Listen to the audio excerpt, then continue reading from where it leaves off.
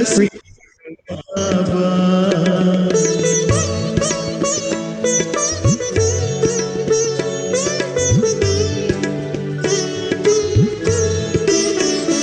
सूरज या चांद किससे, सूरज या चांद किससे तुलना करूं तुम्हारी, तुलना करूं तुम्हारी। रचता है तू सभी का, रचता है तू सभी का, रचना है सब तुम्हारी, रचना है सब तुम्हारी। तू है जहां से न्यारा, तू है जहां से न्यारा। उपमा नहीं जहां में, उपमा नहीं जहां में, तुम सा हसीन बाबा।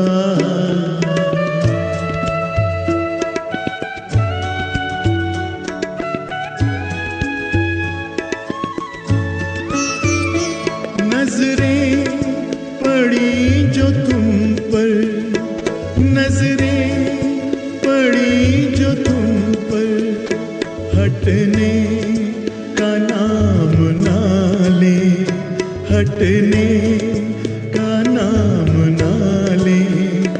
पलकों के डाल पर दे, पलकों के डाल पर दे, दिल में कहीं छिपा ले, दिल में कहीं छिपा ले। खो जाए तुझ में बाबा, खो जाए तुझ में बाबा। लौटे ना इस जहां में, लौटे ना इस जहां में, तुम सा हसीन बाबा।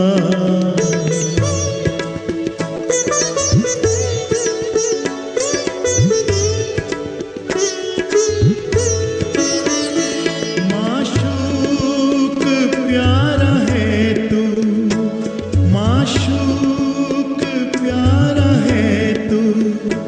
आशिक है सारी दुनिया, आशिक है सारी दुनिया। तू प्यार का समंदर, तू प्यार का समंदर। हम तो तुम्हारी नदियाँ, हम तो तुम्हारी नदियाँ। तुझ में समा के बाबा, तुझ में समा के बाबा। तुझ सा बने जहां में, तुझ सा बने जहां में, तुम सा हसीन बाबा।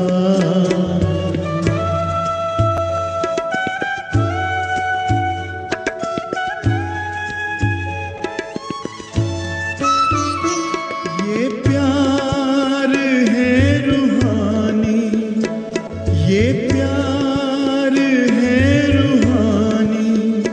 दुनिया क्या जाने इसको, दुनिया क्या जाने इसको।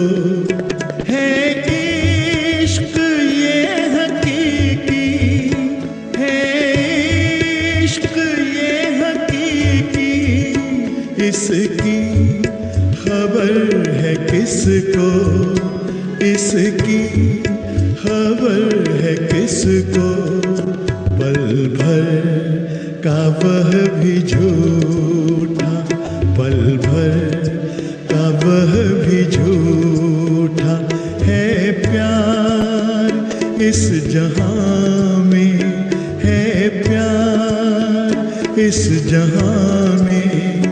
तुम सा हसीन बाबा कोई नहीं जहां में, कोई नहीं जहां में।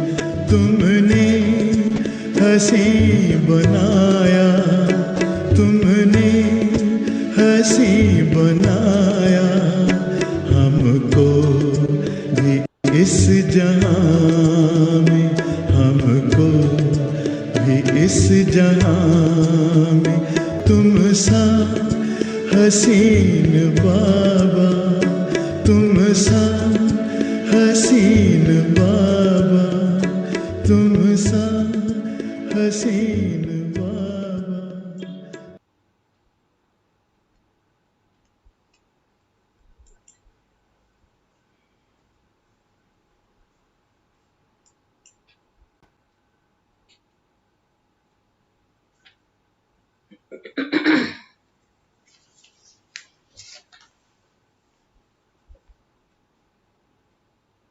ओम शांति। 9 तारीख की मुरली है। मीठे बच्चे, बाप और दादा की वंडरफुल कहानी है। बाप और दादा की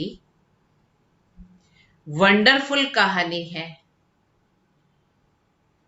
बाप जब दादा में प्रवेश करे,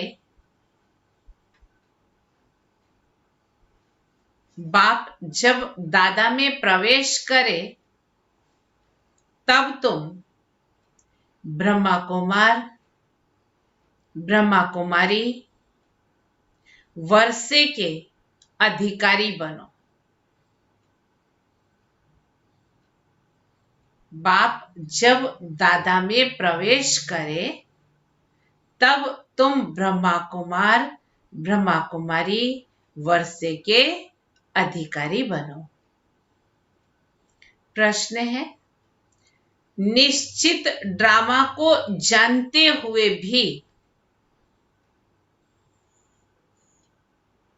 बना बनाया ड्रामा है, ये हमको मालूम है, और इसमें हर एक का पार्ट भी अपना अपना फिक्स है, ये भी हमको मालूम है। तो बाबा ने कहा निश्चित ड्रामा को जानते हुए भी तुम बच्चों को कौन सा लक्ष्य अवश्य रखना है।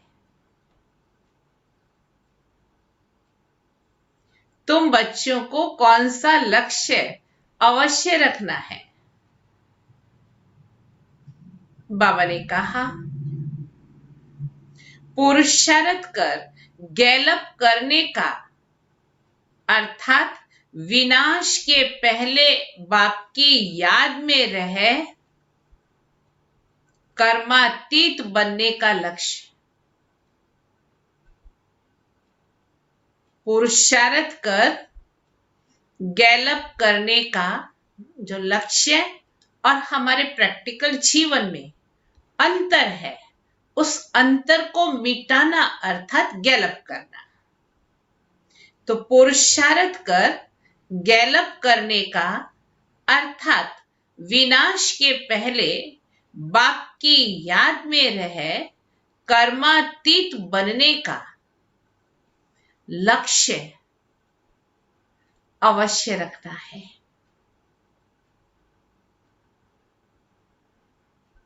कर्मातीत अर्थात आयरन एज्ड से गोल्डन एज्ड बनना।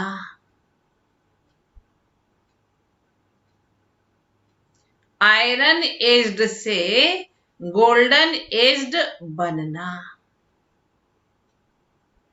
पुरुषार्थ का यही थोड़ा सा समय है। संगम युग वैसे भी छोटा सा है और उसमें भी अभी थोड़ा समय है। कहते हैं बहुत गई थोड़ी रही, थोड़ी की भी थोड़ी रही, हे नारायण अब चेत। तो बाबा ने कहा पुरुषार्थ का यही थोड़ा समय है। इसीलिए विनाश के पहले अपनी अवस्था को अचल अडोल बनाना है। विनाश के पहले अपनी अवस्था को अचल अडोल बनाना है। ओम शांति। ओम शांति। ये दोनों कौन कहते हैं? एक था बाबा, एक था दादा। कहानी सुनाते ना, एक था राजा, एक थी रानी। बच्चों को ऐसे कहानी सुनाते ना, तो बाबा भी कहते हैं एक था बाबा, एक था दादा, ब्रह्मा बाबा और शिव बाबा। कहानी सुनाते हैं ना। अब यह फिर है नई बातें। एक बाबा, एक दादा। तुम कहेंगे 5000 वर्ष पहले भी एक था शिव बाबा, दूसरा था ब्रह्मा दादा। दादा अर्थात बड़ा भाई। अब शिव के बच्चे तो सब हैं, सभी आत्माएं एक बाप की संतान है। वह तो है ही है, आत्माएं तो अविनाशी है, इसलिए है ही है। ब्रह्मा के बच्चे ब्राह्मण भी थे। प्रजापिता ब्रह्मा की संतान ब्रह्मा कुमार, ब्रह्मा कुमारी कहलाते थे। उन्हों को कौन पढ़ाते थे? 5000 वर्ष पहले की कहानी सुना रहे हैं, तो उन्हों को कौन पढ़ाते थे? शिव बाबा। प्रजापिता ब्रह्मा के यह ब्रह्मा कुमार कुमारियां ढेर बच्चे हैं ना। ब्रह्मा कुमार कुमारियां मानते हैं बरोबर हम शिव बाबा के बच्चे भी हैं, पोतरे भी हैं। आत्मिक रूप में बच्चे हैं और ब्रह्मा बाबा के बच्चे बने तो शिव बाबा के पोतरे हो गए। बच्चे तो हैं ही, अब पोतरे बने हैं। ब्रह्मा दादा, ब्रह्मा द्वारा दादे का वर्षा लेने, पोतरे का हक होता है ना दादे के वर्षे पर। अभी तुमको दादे से वर्षा मिलता है, जिसको शिव बाबा कहते हैं, परंतु ब्रह्मा कुमार कुमारियां होने कारण उनको हम दादा कहते हैं। वर्षा दादे का है, ब्रह्मा दादा का नहीं। वैकुंठ वासी बनने का वर्षा उस बाप से मिलता है। आधा कल्प वर्षा पाते हो, फिर तुमको श्राप मिलता है। द्वापर युग में विकारों के वश हुए अर्थात श्रापित हो गए। किससे मिलता है? रावण से। नीचे उतरते आते हो, जैसे कि ग्रहचारी बैठती है नीचे उतरने की। अभी तुम बच्चे समझते हो हमारी ग्रहचारी राहु की दशा पूरी हुई। राहु की दशा है सबसे बुरी, ऊंचते ऊंच बृहस्पति की दशा।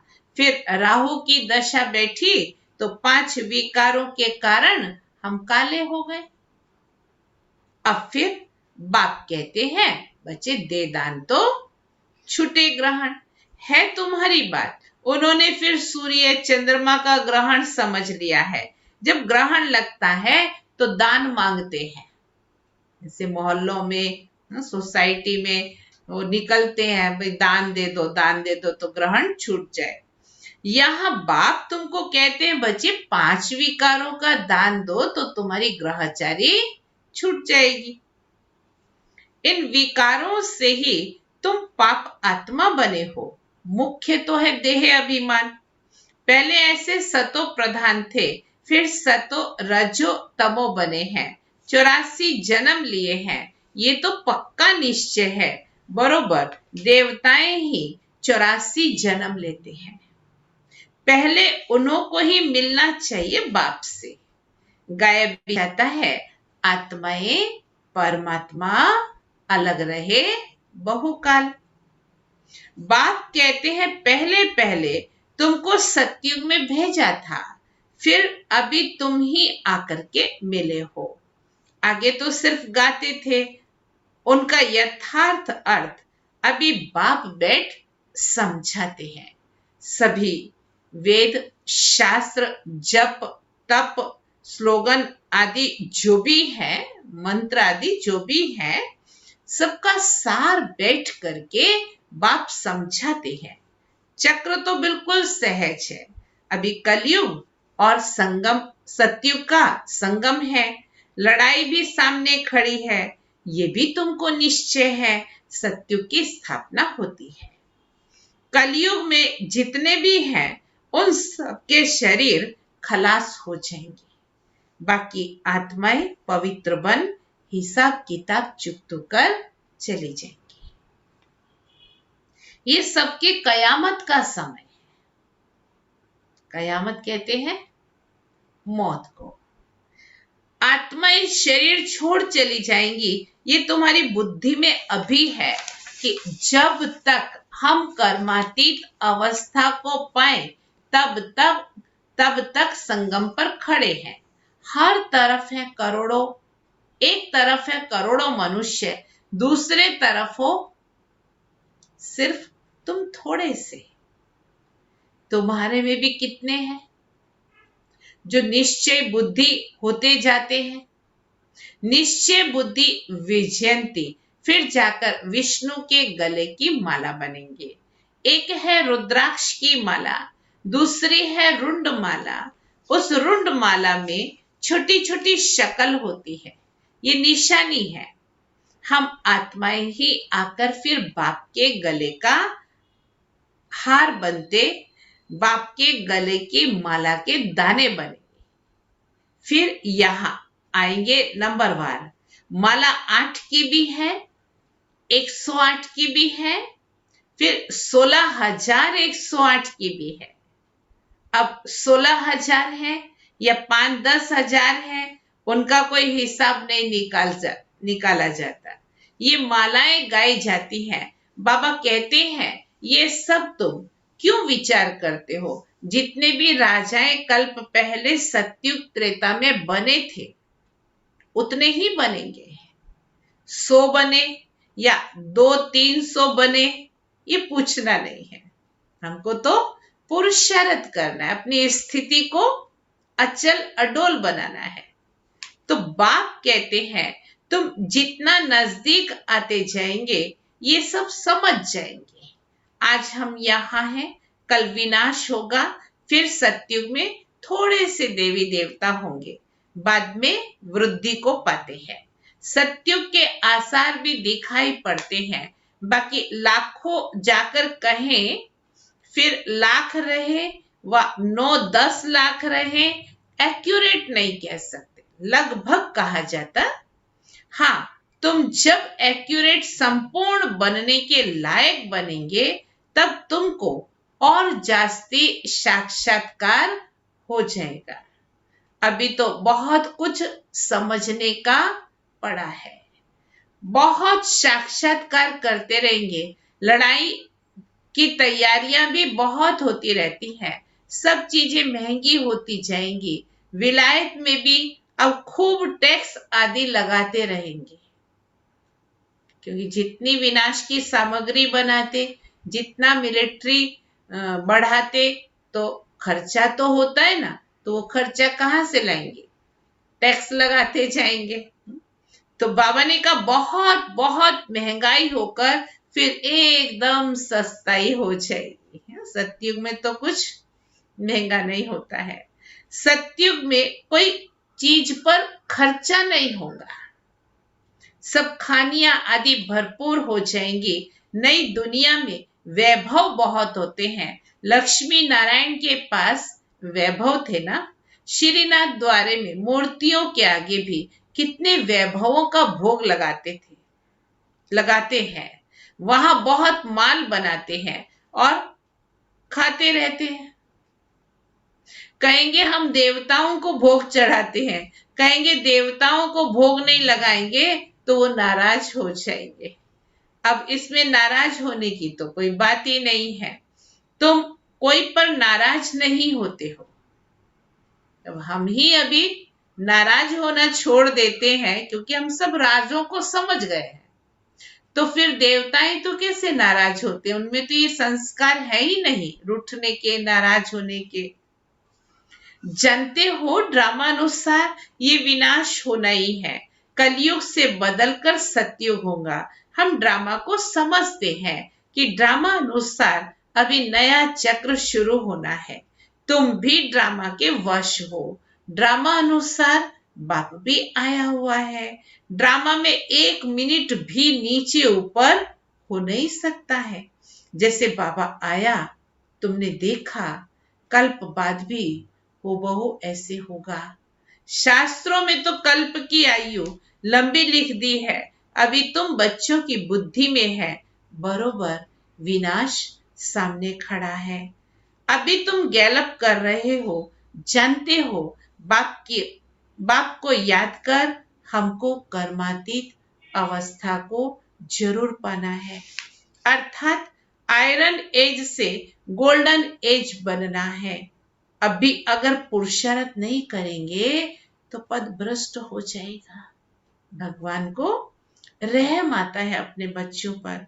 हे आत्माएं, अभी तुम पतित बन गई हो, ये भी जानते हो। बहुत किस्म के आएंगे जो और धर्म में बदली हो गए हैं, वो निकल करके आएंगे, आकर अपना पुरुषार्थ करते रहेंगे बाप से वर्षा पाने का। ब्राह्मण धर्म में आकर फिर देवता धर्म में आएंगे। ब्राह्मण धर्म में नहीं आएंगे तो देवता धर्म में कैसे आएंगे? ब्राह्मण दिन प्रतिदिन वृद्धि को पाते रहेंगे। देखेंगे विनाश सामने आ गया है, ये तो ठीक कहते हैं, फिर वृद्धि होती जाएगी। ब्राह्मणों का झाड़ वृद्धि को पाकर फूल हो जाएगा, फिर वापस जाएंगे। देवताओं का झाड़ बढ़ेगा। अभी तुम संगम युग पर राजयोग सीख रहे हो। इस संगम को कल्याणकारी युग कहा जाता है। संगम का ही गायन है। गंगा सागर का मेला दिखाते हैं, वह सब है भक्ति मार्ग। ये है ज्ञान सागर और ज्ञान सागर से निकली हुई ज्ञान गंगाएं। ज्ञान सागर से पतित पावन अक्षर निकल लगता है, वह समझते हैं पतित पावनी गंगा है और फिर गंगा में स्नान करने ही आते हैं। वह नदियां तो सतयुग से लेकर चलती रही है। आजकल तो नदियां भी कहां कहां डुबो देती है। प्रकृति भी तमो प्रधान, सागर भी तमो प्रधान हो पड़ा है। सागर थोड़ी सी उछल खाएगा तो सब कुछ खलास कर देंगे। नवसारी में तो चारों तरफ सागर ही है। सतयुग में सिर्फ हम थोड़े ही भारत में रहेंगे, यमुना के कंठे पर। यहां तो राजधानी नहीं होगी गुजरात में, लेकिन दिल्ली में यमुना के कंठे पर होगी। दिल्ली परिस्थान थी, फिर बननी है। सतयुग में थोड़ी जीवात्माएं रहती हैं। सतयुग में थोड़ी सी जीवात्माएं रहती हैं, फिर धीरे धीरे वृद्धि होती जाती है। अभी है कलयुग का अंत। कितने ढेर मनुष्य हो गए हैं। बेहद का नाटक है ना, जिसको अच्छी रीति समझना है। भल कोई अपने को एक्टर समझते भी हैं, परंतु कल्प 5000 वर्ष का है, ये किसी को पता नहीं है। समझते इस नाटक में हम एक्ट कर रहे हैं, लेकिन इस नाटक का डायरेक्टर कौन है, क्रिएटर कौन है, और इस नाटक की ड्यूरेशन कितनी है, ये कुछ भी कोई जानते नहीं है। कहाँ 84 जन्म और कहाँ फिर 84 लाख जन्म। अभी तुम रोशनी में हो, तुमको बाप से वर्षा मिलता है, तो बाप कहते हैं बच्चे मन मना भाव, बाप को याद करना है। शिव भगवान वाच, कृष्ण थोड़े ज्ञान का सागर है। भगवान की महिमा में और देवताओं की महिमा में बहुत फर्क है। बाप जो नई दुनिया रचते हैं उनकी महिमा है सर्वगुण संपन्न। अभी तुम ऐसे बन रहे हो। बाप की महिमा और इनकी महिमा में रात दिन का फर्क है। ये राजयोग है ना, गाया भी जाता है। भगवान राजयोग सिखलाते हैं। वह है निराकार, तो जरूर निराकार से साकार में आना पड़े। भगवान की इतनी महिमा है तो जरूर आना पड़े। उनका जन्म दिव्य अलौकिक है और किसी का दिव्य जन्म नहीं गाया जाता है। ये भी बच्चों को समझाया है।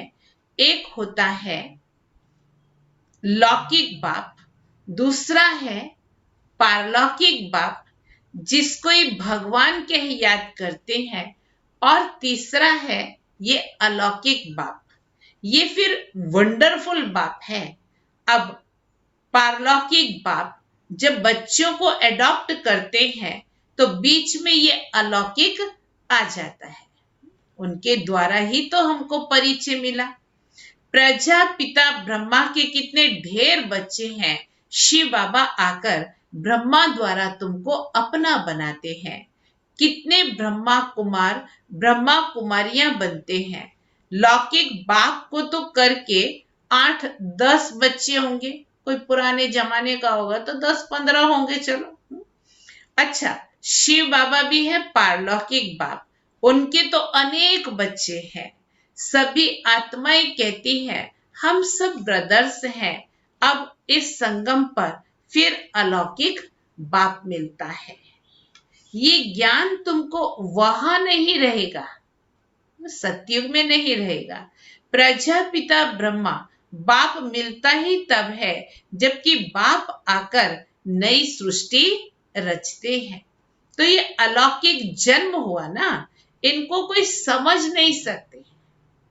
ये हमारा ब्राह्मण जन्म अलौकिक जन्म है। बाबा कहे इनको कोई समझ नहीं सकते।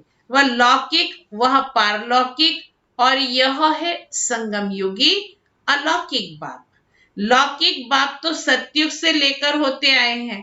पारलौकिक बाप को कोई वहां याद नहीं करते हैं, सतयुग में याद नहीं करते। वहां होता ही है एक बाप, हे भगवान हे परमात्मा कहकर याद नहीं करते। फिर द्वापर में जब भक्ति मार्ग शुरू होता है तो 2 बाप होते हैं। संगम पर है 3 बाप। ऊपर जाना है तो इंजन जरा मजबूत चाहिए ना, तो 3 इंजन होते हैं हमारे पास। प्रजापिता ब्रह्मा भी अभी मिलता है। अभी तुम उनके बने हो, जानते हो ये अलौकिक बाप है। अभी तुम इन बातों को अच्छी रीति से जानते हो और याद करते हो। अपने को आत्मा समझ बाप को याद करो। सतयुग में याद करने की दरकार नहीं रहती। दुख में पारलौकिक बाप का सब सिमरन करते हैं। ये तो बिल्कुल सहज बात है। सतयुग त्रेता में एक बाप होता है, द्वापर में 2 होते हैं। इस समय तुम अलौकिक बाप के बच्चे बने हो, जिस द्वारा तुम वर्षा लेते हो। तुम बच्चे ही ब्राह्मण बनते हो जो फिर देवता बनेंगे। विनाश भी तुम्हारे को ही देखना है। जो तुम इन आंखों से देखेंगे, बॉम्ब्स छोड़ेंगे, मनुष्य तो मरेंगे ना। जापान में भी बॉम्ब छोड़ा, हिरोशिमा नागासाकी का हुआ ना, देखा ना कैसे मनुष्य मरे। अब यहाँ लड़ाइयां लगती रहती हैं। खुद भी कहते हैं हम तंग होते जाते हैं। 10-10 वर्ष तक भी लड़ाई चलती रहती है। बॉम्ब्स में तो चपटी में सब खलास हो जाएगा। चिंगारी लगती है तो शहर के शहर नष्ट हो जाते हैं। ये तो बॉम्ब्स हैं, आग भी लगनी है। तुम बच्चे जानते हो बाप आए ही हैं स्थापना और विनाश कराने। तो जरूर ये सब होगा। पुरुषार्थ करने का अभी समय है। माया घड़ी घड़ी तुम्हारा बुद्धि योग तोड़ देती है। अर्जुन तुम अडोल स्थिर कहां बने हो? कहते हैं बाबा माया के तूफान बहुत आते हैं। कोई तो सारा दिन में आधा घंटा भी याद में नहीं रहते हैं। बाप कहते हैं तुम कर्म योगी हो, 8 घंटा तो ये सेवा करेंगे, 8 घंटा याद कर सको इतना पुरुषार्थ करना है। याद करते रहने से विकर्म विनाश होते जाएंगे। इसको ही योग अग्नि कहा जाता है। यह है मेहनत। गृहस्थ व्यवहार में रहते हुए सिर्फ याद करना है। ये भी बाबा बतलाते हैं कि जिन्होंने गृहस्थ छोड़ा है, बच्चे बने हैं, बाबा के बच्चे बने हैं, वो भी इतना याद नहीं करते हैं। अलबेले हो जाते ना, हम तो हो ही गए बाबा के बस अब। घर में रहने वाले और ही जास्ती याद करते हैं। अर्जुन और भील का भी मिसाल देते हैं ना। मेहनत है बाप को याद करना और चक्र को समझना। महाभारत लड़ाई भी जरूर लगेगी, सत्युग में थोड़े ही लगेगी। तो तुम बच्चों को अंधों की लाठी भी बनना है। इसे याद का चार्ट भी बढ़ाते जाना है और सेवा के लिए कहा अंधों की लाठी भी बनना है। सबको रास्ता बताना है कि बाप को याद करो, चक्र को याद करो, स्वदर्शन चक्रधारी बनो। अच्छा, मीठे मीठे सिकिलदे बच्चों प्रति माता पिता बाप दादा का याद प्यार और गुड मॉर्निंग। रूहानी बाप की रूहानी बच्चों को नमस्ते। हम रूहानी बच्चों की रूहानी बाप को याद प्यार, गुड मॉर्निंग और नमस्ते। धारणा के लिए मुख्य सार है, पहली पॉइंट, कम से कम 8 घंटा याद में रहने का पुरुषार्थ करना है। कम से कम 8 घंटा याद में रहने का पुरुषार्थ करना है।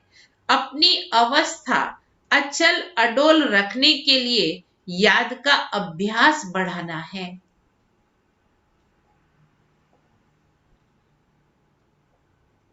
अपनी अवस्था अचल अडोल बनाने के लिए याद का अभ्यास बढ़ाना है। गफलत नहीं करनी है, गफलत नहीं करनी है। दूसरी पॉइंट, ये ड्रामा बिल्कुल एक्यूरेट बना हुआ है। ये ड्रामा बिल्कुल एक्यूरेट बना हुआ है, इसीलिए किसी पर भी नाराज नहीं होना है। इसीलिए किसी पर भी नाराज नहीं होना है। निश्चय बुद्धि बनना है। निश्चय बुद्धि बनना है। वरदान, दिल में सदा एक राम को बसाकर सच्ची सेवा करने वाले, दिल में सदा एक राम को बसाकर सच्ची सेवा करने वाले माया जीत विजयी भव। हमारी निशानी कौन सी है? हनुमान की। दिल में एक राम को बसा करके सच्ची सेवा करने वाले, उसको सेवक कहा गया। माया जीत विजयी भव। हनुमान की विशेषता दिखाते हैं कि वह सदा सेवाधारी महावीर था। वह सदा सेवाधारी महावीर था, इसीलिए खुद नहीं जला, लेकिन पूंछ द्वारा लंका जला दी। रामायण में आते ना, हनुमान की पूंछ में लगन न पाई आग, लंका सारी जल गई, गए निशाचर भाग। तो बाबा ने कहा खुद नहीं जला लेकिन पूंछ द्वारा लंका जला दी। तो यहां भी जो सदा सेवाधारी है वही माया के अधिकार को खत्म कर सकते हैं। जो सदा सेवाधारी है वही माया के अधिकार को, माया ने जो हमारे ऊपर अधिकार जमा के रखा है उस अधिकार को खत्म कर सकते हैं। जो सेवाधारी नहीं वो माया के राज्य को जला नहीं सकते। जो सेवाधारी नहीं वह माया के राज्य को जला नहीं सकते। हनुमान के दिल में सदा एक राम बसता था। हनुमान के दिल में सदा एक राम बसता था। तो बाप के सिवाय और कोई दिल में ना हो। बाप के सिवाय और कोई दिल में ना हो। अपने देह की स्मृति भी ना हो। अपने देह की स्मृति भी ना हो, तब मायाजीत विजयी बनेंगे। तब मायाजीत विजयी बनेंगे। स्लोगन, जैसे आत्मा और शरीर कंबाइंड है ऐसे आप बाप के साथ कंबाइंड रहो। आत्मा और शरीर कंबाइंड है ऐसे आप बाप के साथ कंबाइंड रहो। सोमान है, मैं ट्रस्टी हूं। मैं ट्रस्टी हूं। अव्यक्त इशारा है। पहले अपनी देह के लगाव को खत्म करो तो संबंध और पदार्थ से लगाव आप ही खत्म हो जाएंगे। फरिश्ता बनने के लिए पहले ये अभ्यास करो कि यह देह सेवा अर्थ है, अमानत है, मैं ट्रस्टी हूं। फिर देखो फरिश्ता बनना कितना सहज लगता है।